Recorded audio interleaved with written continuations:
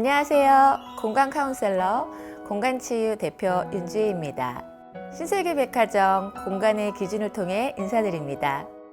오늘은 저와 함께 정리, 공간 재구성에 대해 알아보시죠.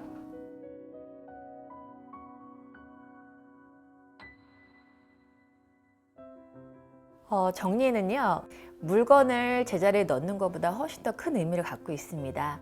그동안 불필요했던 물건들을 정리하다 보면요, 숨겨진 사용하지 않은 공간도 보이게 되고요. 그 공간을 다시 활용해서 내가 집에서 특별히 하고 싶은 일들을 찾아서 할 수 있는 공간으로 재구성이 되는 게 가장 큰 정리의 의미입니다. 내 눈에 보일 때 물건이 많은 곳부터 정리를 하시는 게 맞습니다. 특히 베란다랑 현관은요, 반드시 정리를 해야 될 공간입니다. 그 이유는요, 집에 공기를 순환할 수 있는 유일한 곳이에요. 그래서 거기다 물건을 가득 쌓아 놓으시고 창문조차 열 수 없다면 그 공간은 반드시 첫 번째로 정리를 해야 될 공간이고요. 하는 것보다 유지하는 것이 훨씬 중요합니다. 그러기 위해서는요, 매일매일 정리하는 정리 루틴, 정리 습관을 가지셔야 됩니다. 쾌적한 공간을 경험하시게 되면요, 그 공간의 경험 때문에 너무 좋아서 매일매일 정리하는 습관이 몸에 길들여지실 거예요. 주방 서랍을요, 잡동사니를 넣어두는 곳으로 잘못 인식하고 계신 분들이 많으시더라고요. 그래서 어떤 댁 주방에는요, 손톱깎이가 나오기도 한답니다. 그러면 안 되고요. 주방 서랍에는 주방 용품만 정리를 하셔야 돼요. 저 같은 경우는요, 이 서랍을 아예 수저 정리함으로 쓰고 있어요. 서랍을 닫으면은 먼지 오염이 안 되니까 깨끗하기도 하고요. 빨리 꺼낼 수도 있고 위에서 한눈에 보이는 장점이 있어요. 양념들도 수납하기가 조금 힘들어요. 양념병에다 이렇게 라벨링 해놓으시고 조금씩 소분해서 쓰시면 정리도 깨끗하고요. 소진되어 가는 것이 보이니까요. 계속 구매해서 중복 소비를 막을 수가 있기 때문에 이런 양념병 준비하셔서요, 양념을 소분하시는 것도 좋습니다. 개수대의 하부장이에요. 이 공간을 그냥 버려두기에 상당히 아까워요. 그래서 폭만큼 자유스럽게 넓혔다가 좁혔다 할 수 있는 수납 4개요. 이런 거 2층 단으로 하나 넣으시고, 냄비나 뭐 이런 것들, 주방 용품들 넣으시기 아주 좋은 공간이에요. 근데 주의하실 점은요, 여기는 물이 내려가는 부분이니까 습해요. 그래서 여기다가 습기에 약한 양념류나 그런 걸 넣으시면 안 돼요. 여성분들 가방이요, 이렇게 각이 있는 가방이 많아요. 근데 각이 있는 가방을요, 안에 충전재 없이 쓰시잖아요. 그럼 옆에가 무너져요. 이 각이 무너지면요, 복원이 잘 안 됩니다. 집에 이게 택배 오잖아요. 그 안에 에어팩이나 이렇게 뽁뽁이들이 있어요. 보이시죠? 이 뽁뽁이 같은 거 버리지 마시고 두셨다가요, 충전재로 쓰시면 너무 훌륭해요. 가방장이 없을 때는요, 집에 쓰지 않는 쇼핑백을 활용하시면 돼요. 이 쇼핑백은요, 이렇게 흐물흐물한 가방을 잘 세워질 수 있는 역할도 해주고요, 먼지, 이염을 막아주고요, 핸들이 이렇게 밖으로 나와 있으면 어떤 가방인지도 한눈에 찾을 수 있습니다. 책을 세워놓는 북핸드예요. 북핸드를 이용하셔서 이렇게 세워놓으시잖아요. 그러면 개별적으로 쇼룸처럼 가방이 잘 보이게 세워놓을 수 있도록 활용할 수 있습니다. 아이들 색연필 같은 미술 도구를요, 케이스를 풀으셔갖고 다 꺼내서 한 대 모아두세요. 그러면요, 도리어 더 잊어버리지 않고 오랫동안 쓸 수 있습니다.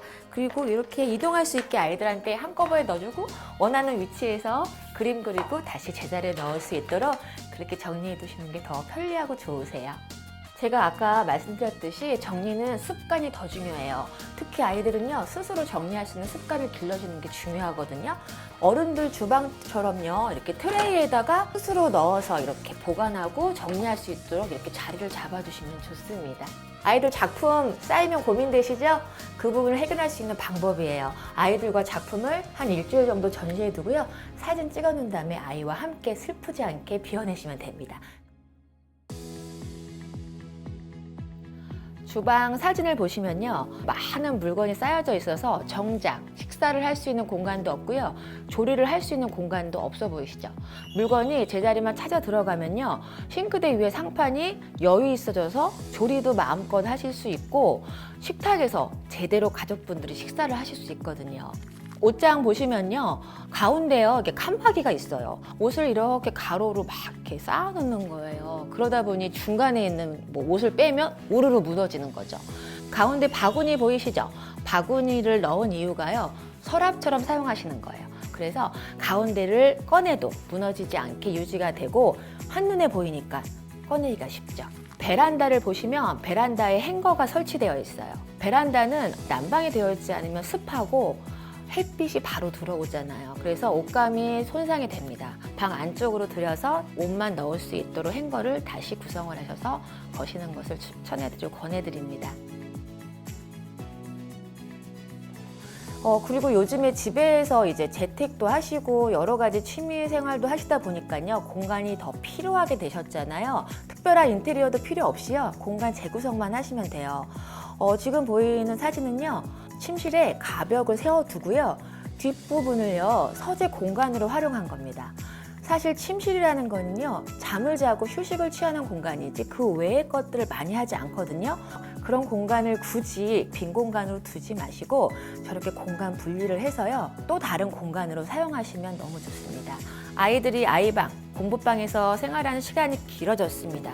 그런데 이 공간을, 책상은 책상대로 정리가 안 돼 있고 취미 공간에는 물건이 쌓여 있다 보니까 아이가 공부를 하기에도 쉬기에도 취미생활을 하기에도 모든 것이 제 기능을 못하는 방이에요. 그럴 때요, 예쁜 가구를 중간에 배치해서 파티션을 쓰면 공간이 분리돼요. 아이가 충분히 휴식할 수 있는 침대 공간, 책상 공간, 나머지 공간에다가 취미 공간을 만들어주면 방 하나를 가지고요, 세 가지 역할, 세 가지 기능을 하는 방으로 재구성을 할 수가 있습니다.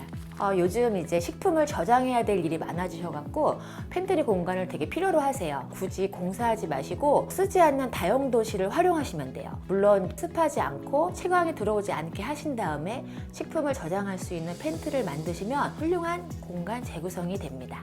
베란다가요, 평수가 넓습니다. 그런데 베란다를 창고처럼 쓰시는 분이 거의 다세요. 베란다에 물건을 잘 정리하면요, 아주 꿀 공간으로 사용할 수가 있어요. 지금 사진처럼요, 커피 한잔 할 수 있는 공간, 휴식의 공간으로도 만들 수가 있습니다. 좋은 공간을 버려두지 마시고요, 정리를 깨끗하게 하셔서 새로운 공간으로 사용해 보시기를 권해드리겠습니다. 오늘 어떠셨나요? 지금 살고 있는 공간에서 사용하지 못하는 공간이 없었는지, 그리고 가구나 물건이 제 기능을 하고 있었고 제자리에 있었는지 지금 당장 한번 살펴보시죠. 정리를 미루지 마세요. 지금 당장 시작하세요. 그리고 매일매일 정리 습관으로 몸에 밴다면 늘 쾌적하고 근사한 공간에서 사실 수 있습니다. 지금까지 공간 카운셀러 윤주희였습니다.